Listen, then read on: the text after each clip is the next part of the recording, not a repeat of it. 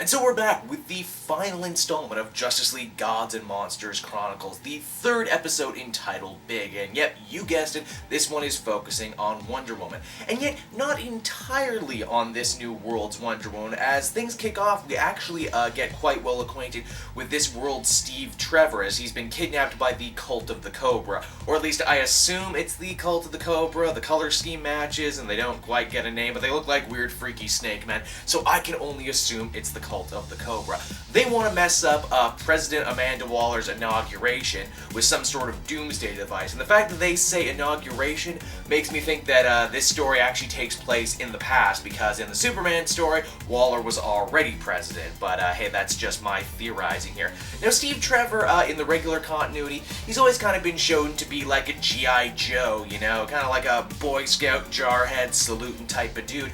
Here, it's kind of funny with what little time we get with him. He's a bit of a meathead, is what he is. He's really kind of a meathead going on there. I got a very strong Stan Smith vibe off him.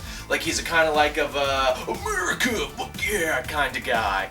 But turns out the big weapon that they're trying to do is actually Giganta.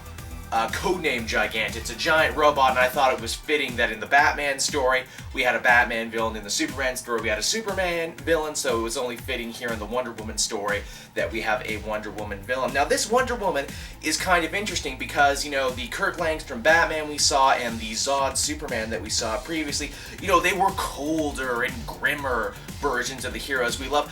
Ironically, this Wonder Woman transversely, she's kind of a lot happier. She's kind of a lot bubblier. She jokes, she says what she means, and she gets what she wants. Also, being a new god and not an Amazon, this Wonder Woman cannot fly, but she has an awesome alien sword that comes when she calls it, kind of like a Jedi lightsaber.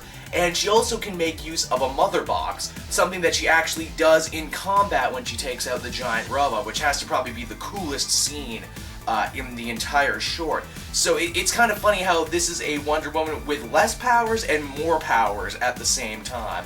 Overall, this one wasn't really as eventful as the first two. It didn't kind of have that whoomp moment there. Lots of people still died, but I mean, hey, they were henchmen, so really, who cares? Overall, pretty enjoyable. I would give Big a 7.